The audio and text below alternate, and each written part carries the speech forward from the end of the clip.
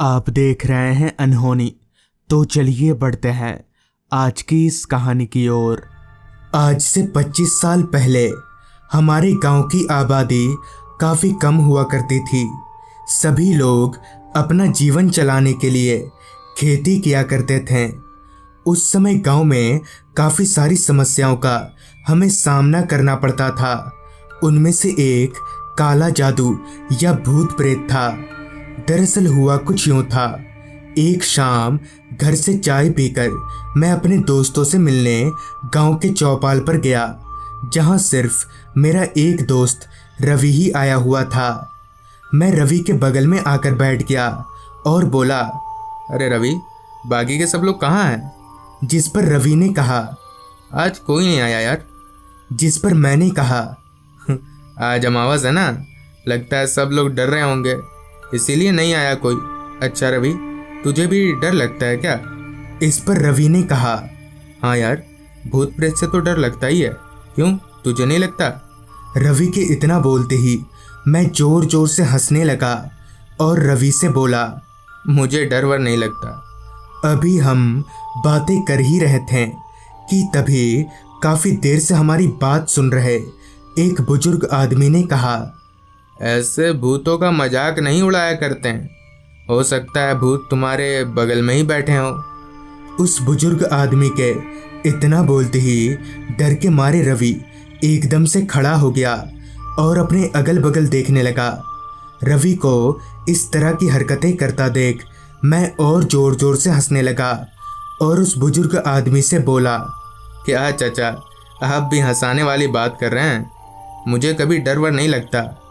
इस पर उस बुजुर्ग आदमी ने कहा, तुम्हें डर नहीं लगता ना, तो एक काम करो, गांव के शमशान के पीछे नदी के किनारे एक आधी जली लाश पड़ी है, तुम उसके दाहिने हाथ में एक धागा बांध कर आओ। जिस पर मैंने कहा, हाँ हाँ, इसमें कौन सी बड़ी बात है, मगर वो लाश आधी जली हुई क्यों है? इस पर उस बुजुर्ग ने बताया, जब उसकी लाश जल रही थी तो काफ़ी तेज बारिश आ गई, जिससे उसकी लाश बुझ गई, तो लोगों ने उसे नदी में बहा दिया।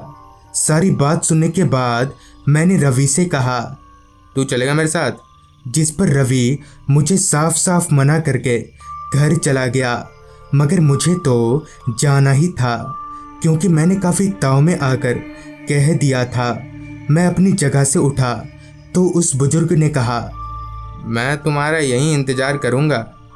और मैं भी शमशान की तरफ आगे बढ़ने लगा। कुछ दूर चलने के बाद मेरे मन में अचानक से बेचैनी होने लगी कि मैंने जाने का फैसला करके कोई गलत कदम तो नहीं उठा लिया।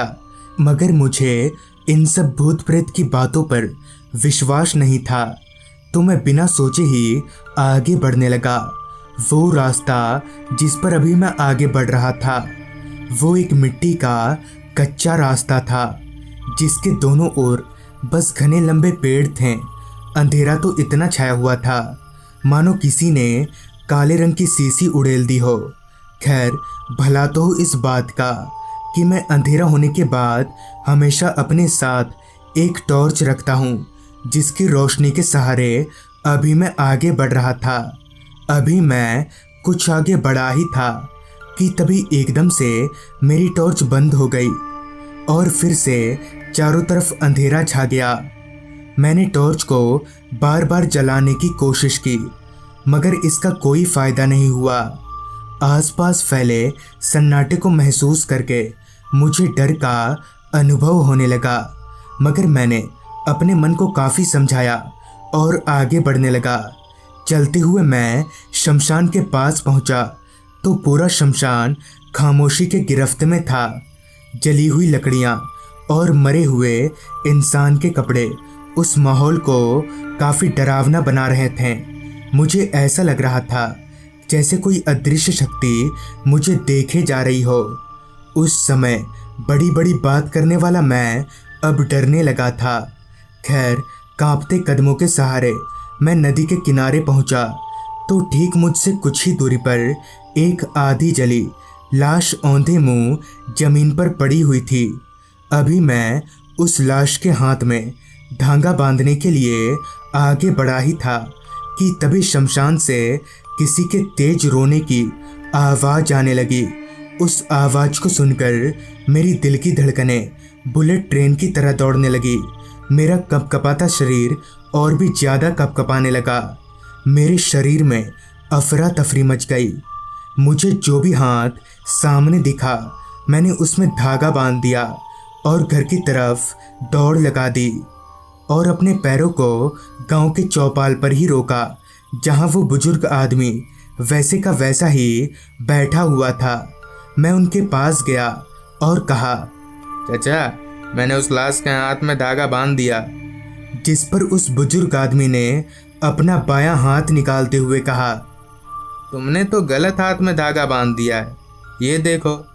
उस आदमी के इतना कहते ही मैंने जब उसके बाएं हाथ की ओर देखा तो मेरे होश उड़ गए, क्योंकि वो धागा जो मैंने उस लाश के हाथ में बांधा था वो अब उस बुजुर्ग के हाथ में बंधा था।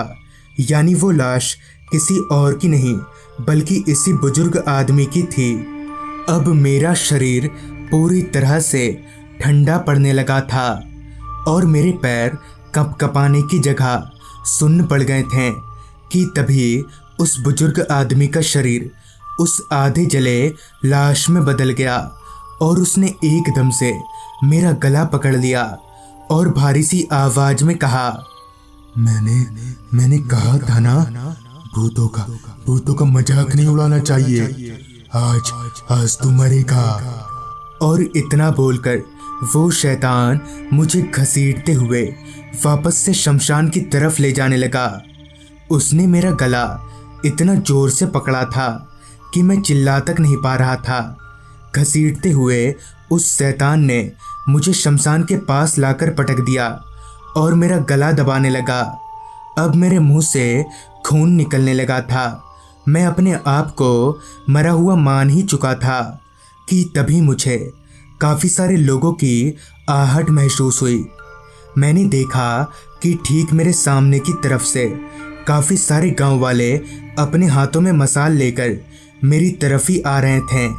उनको आता देख वो शैतान एकदम से छूमंतर हो गया।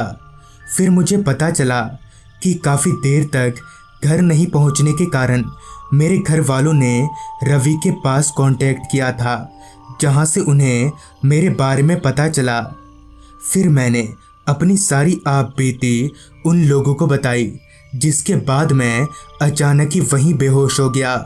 फिर जब मेरी आंख खुली तो मैं अपने घर पर था और सभी लोग मुझे घेर कर बैठे हुए थे।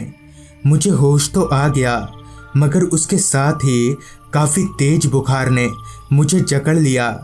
पूरी रात मैं सो नहीं पाया। मेरी आंखों के सामने उसी आदमी की आधी जली हुई शक्ल दिख रही थी। तो सुबह घर वालों ने मुझे एक तांत्रिक बाबा के पास ले गए। उन्होंने मुझे देखते ही अनुमान लगा लिया कि मुझे हुआ क्या है। कुछ देर की झाड़ फूंक के बाद मैं थोड़ा अच्छा महसूस करने लगा। फिर उस तांत्रिक ने बताया, उस आदमी की आत्मा तब तक भटकती रहेगी जब तक उसके लाश को आग के हवाले नहीं कर दिया जाता। तुम सभी लोग मिलकर उसकी लाश को जला दो, इससे उसकी आत्मा को मुक्ति मिल जाएगी। तांत्रिक बाबा की सारी बात सुनकर पूरे गांव वालों ने मिलकर उस लाश को जला दिया और साथ ही उस धागे को भी, क्योंकि तांत्रिक बाबा ने यह भी कहा था कि जब तक वो धागा नहीं जलेगा तब तक वो आत्मा मेरा पीछा नहीं छोड़ेगी। तो दोस्तों, ये थी आज की कहानी। अगर आपको ये कहानी अच्छी लगी हो तो चैनल को सब्सक्राइब कर लें। तो मैं आर्यन जल्द ही मिलूँगा आपसे ऐसी ही एक कहानी के साथ। और अगर आप भी एनिमेटेड हॉरर स्टोरीज़ देखना पसंद करते हैं तो अभी सब्सक्राइब करें डार्क टीवी चैनल को। लिंक आपको नीचे डिस्क्रिप्शन बॉक्स में मिल जाएगी।